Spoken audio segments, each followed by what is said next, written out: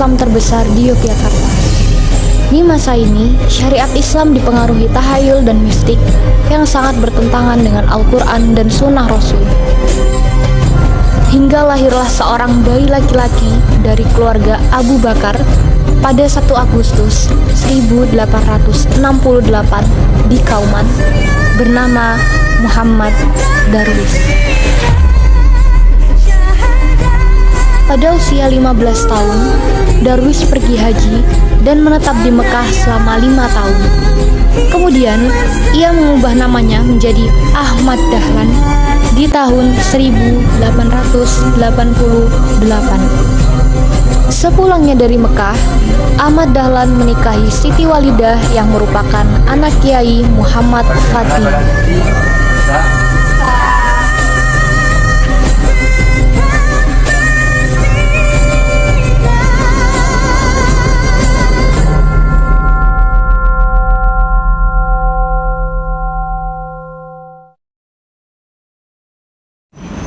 Dalam hadis qudsi, Allah berfirman bahwa sesungguhnya aku begitu dekat dengan makhlukku.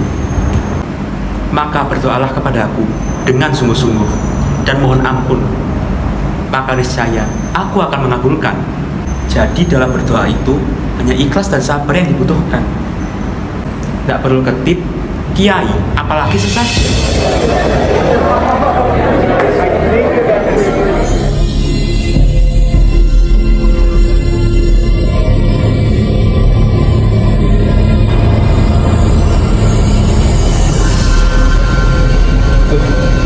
Tadi ngarep rono. Udah itu salah ya. Allah Akbar.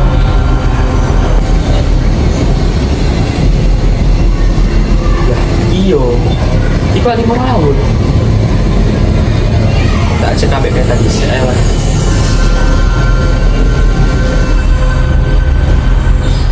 Assalamualaikum. Waalaikumsalam. Punten Bu. Aku pengen mali wonten di masjid. Boten Dahlan, wonten nopo nggih? Iki Bu, kalau badhe tanglet, kenapa arah kiblatnya diarahkan ke timur laut ya? Bukannya itu salah. Setiap masjid yang ada di Kauman juga begitu, banyak mengarah ke barat maupun timur laut. Ini cuma diarahkan dengan jalan Dimas, biar enak dilihatnya di mata. Salah. Maksudnya piye nggih Dahlan? Begini, saya sudah cek dengan peta maupun kompas bahwa arah kiblat kita bukan ke arah barat. Kita hanya perlu mengubah arah kiblatnya menjadi 23 derajat dari arah semula agar menghadap ke Mekah. Ngapunten Dimas, berubah kiblat di masjid gede iku ora gampang. Kiai penghulu pasti ora setuju.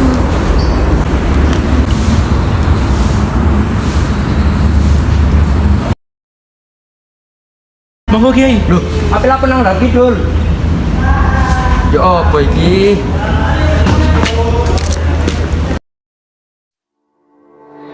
Assalamualaikum. Arep nang ndi kowe Dahlan? Jangan paksa saya Mbak Yu. Keluarga masih butuh kamu Dahlan. Sudah tidak ada lagi tempat di Kauman untuk orang seperti saya Mbak Yu. Sopo sing ngomong? Sopo? Keluarga masih sangat menghargaimu. Murid-muridmu juga. Ojo ngawur kowe. Yo wes. Langgarmu dibangun maneh. Kang Masmu sing bangun.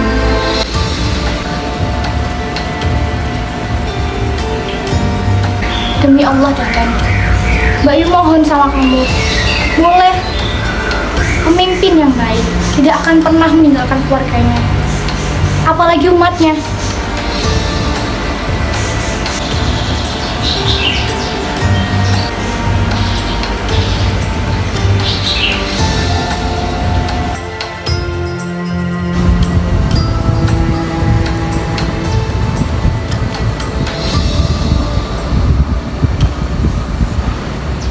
Saya menyatakan mundur dari jabatan Khatib Amin Masjid Besar. Aku wis akabehane. Ketetapan menika dalam pilih kagem jagi kawetenan ingkang boten sae. Awit zaman politik etis ing negeri Walanda, lahir uga pamikiran-pamikiran perubahan ing tanah Jawa. zamane wis geseh. Saka perang gaman dadi perang pikiran. Mergo kuwi pikiran-pikiranmu iku uga banget dibutuhke. Pangapunten dalem sinuwun. Anggitan kula ora dibedakaken wonten kauman. Kauman iku kan mung sak kuplek. Ra mungkin cukup menampung pikiran-pikiranmu iku. Dibutuhke wadah sing luwih gedhe lan luwih jembar saka kauman. Aku duwe rencana nggo kowe sing luwih apik. Munggah kaji. Mengko kraton sing bakal ngragati. Sinawi maneh ilmu agama. Sinami srawung hubungan kalian para sarjana saka Mesir, Syria lan Madinah. Lungaira ingkah Mekah iku saora-orane bakal ngelarem konflik ing kauman.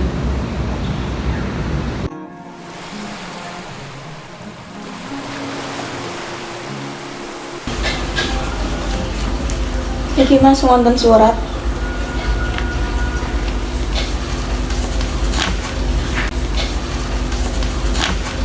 Surat apa iki?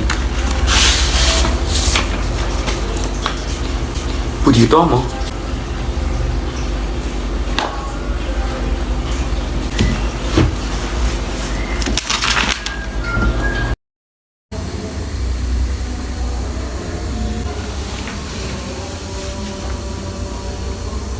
Terima kasih telah menerima saya dan mengundang saya dalam pertemuan ini.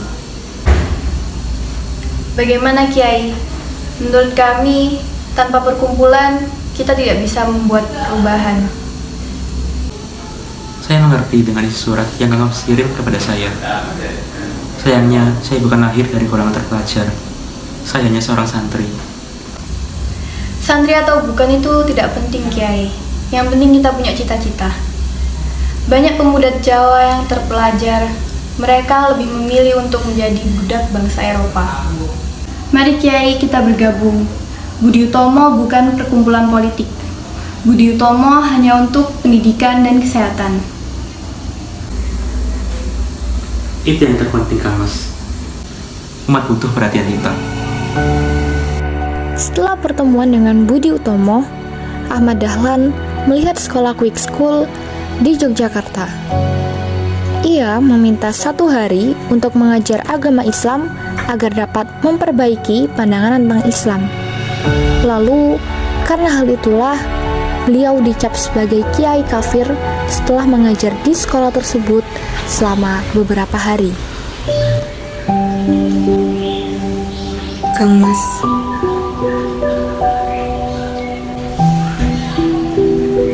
Mungkin aku terlalu sederhana dalam memandang hidupnya, sehingga orang tidak terima. hidup berjalan seperti apa yang kita pikirkan, Kang Mas. Bukan sebaliknya. Mungkin sebaiknya aku berlaku sebaliknya. Kalau itu menjadi pilihan Kang Mas, mungkin aku tidak akan mengenal suamiku. Ada banyak pemuda di Kauman. Mereka semua putra kiai, Islam, bahkan kaya. Begitu juga keluarga kita, terpandang sebagai keluarga Islam yang taat. Tapi Muhammad Darwis tidak seperti pemuda kebanyakan. Darwis dapat melihat dan mendengar apa yang tidak dilihat dan didengar oleh banyak pemuda. Saya tidak menjalankan istikharah seperti yang dianjurkan oleh Bapak. Tapi saya berhajat, bermunajah kepada Allah, karena tidak ada kebimbangan sedikit pun dalam hati saya untuk memilih calon suami. Aku sendiri tidak tahu apa yang aku lakukan ini benar. Kalau kita tahu, kita tidak akan pernah belajar. Astagfirullah. Astagfirullah. Ya ayyuhalladzina amanu in tansurullaha yansurkum wa yutsabbit aqdamakum.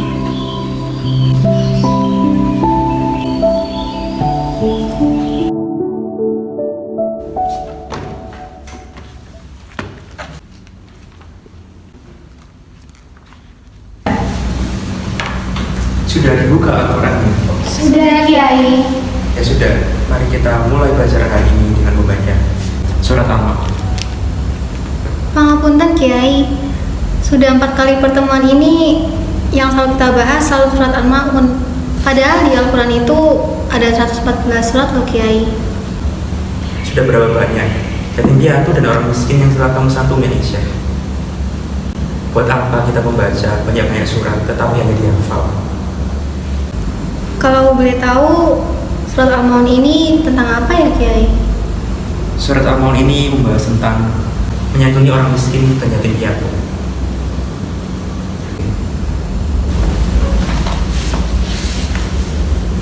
Mari kita mulai membacanya. A'udzu billahi minasyaitonir rajim. Shadaqallahul adzim. Tolong meja dan kursinya dirapikan dulu ya. Iya, Kiai.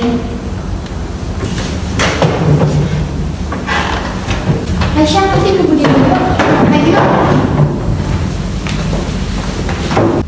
Assalamualaikum. Waalaikumsalam. Ada apa, Kiai? Datang jauh-jauh kemari dari Magelang. Sekarang saya baru mengerti apa yang telah diributkan oleh umat tentang sekolah sampean ini. Ada apa dengan sekolah saya, Kiai? Tentunya Anda tahu arti dari madrasah ibtidaiyah diniyah Islam. Enggak, Kiai. Kalau saya tidak tahu, tidak mungkin beri nama itu. Nah, kalau Anda tahu, kenapa Anda memakai peralatan-peralatan orang kafir? Yang mana peralatan orang kafir? Kafir kan? Nah ini, itu semua peralatan orang kafir. Pangapunten, Kiai. Boleh saya bertanya? Silakan. Kiai datang dari Magelang ke Kauman ini naik apa? Jalan kaki? Saya tidak mau menyiksa tubuh saya dari Magelang ke Jogja jalan kaki. Kalau gitu, naik apa, Kiai? Ya naik kereta. Mau saya itu tidak bodoh. Hanya orang bodoh saja yang mau dari Magelang ke Jogja jalan kaki. Oh. Kalau begitu, hanya orang bodoh saja yang dapat menyebut sekolah ini sekolah kafir. Hah? Karena kereta api rekamannya dibuat oleh orang-orang kafir. Sus, boleh.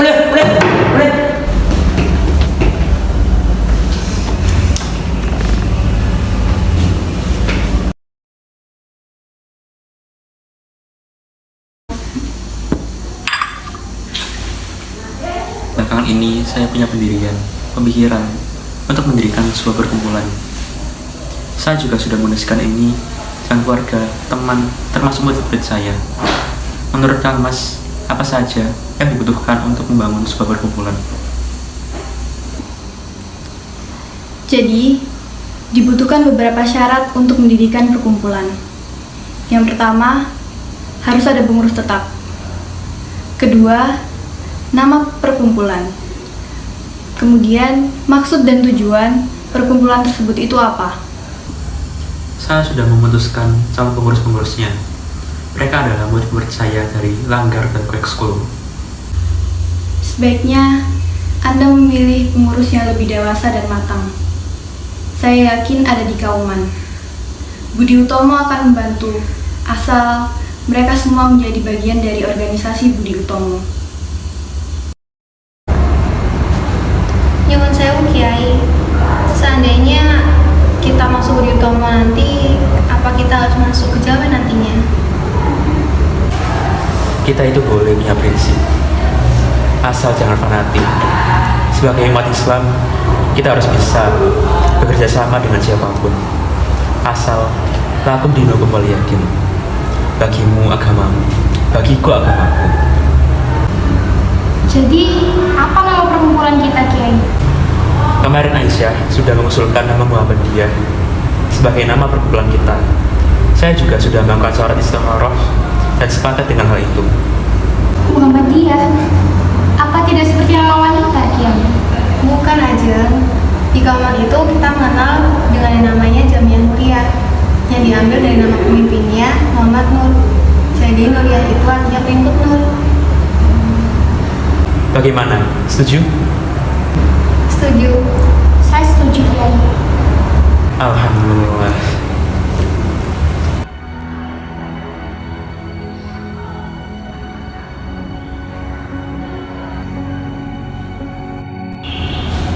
Residen. Dahlan dadi residen. Mosok ngangkat diri dadi residen. Iki lak padha ae geser kedudukanku to. Jadi, apakah saya pantas memberikan izin permohonan untuk berdirinya perkumpulan Muhammadiyah? Saya serahkan semuanya pada panjenengan sebagai rat hukum agama.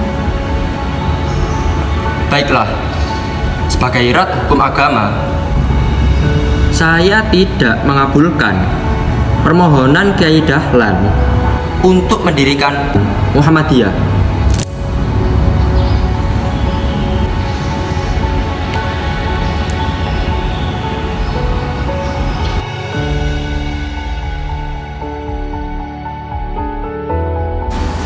Dahlan itu bekas khotib masjid besar. Jika Dahlan ingin menjadi residen, maka dia akan menjadi penguasa Islam Muhammadiyah, Islam Kauman, dan juga keresidenan Yogyakarta. Nah, lalu bagaimana kalau orang-orang tidak lagi menuruti perintah saya sebagai kiai penghulu di masjid besar? Makai rumiin. Residen. Yang mau jadi residen itu siapa? Loh, siapa lagi? Dahlan ingin jadi residen.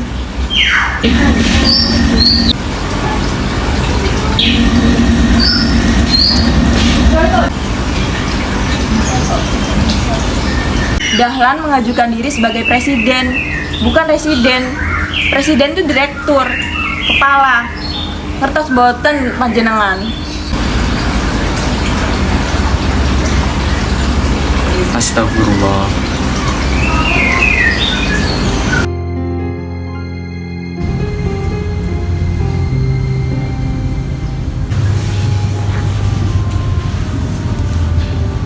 Ada apa Kiai?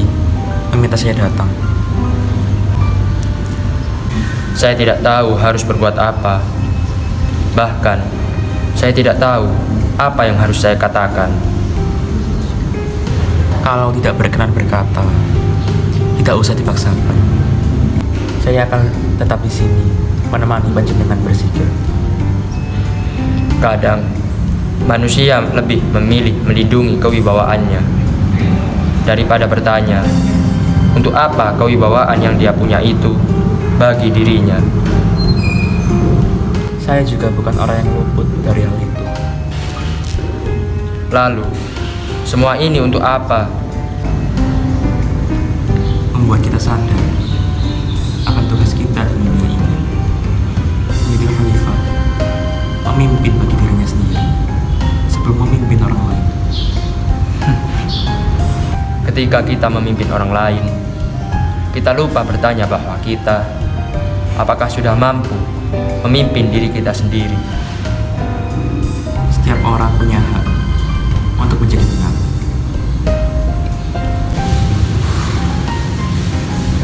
Kita lakukan tugas kita masing-masing, melindungi kewibawaan agama kita. Kebenaran ada di tangan Allah. Manusia seperti kita hanya berikhtiar. Insya Allah, Kiai. Insya Allah.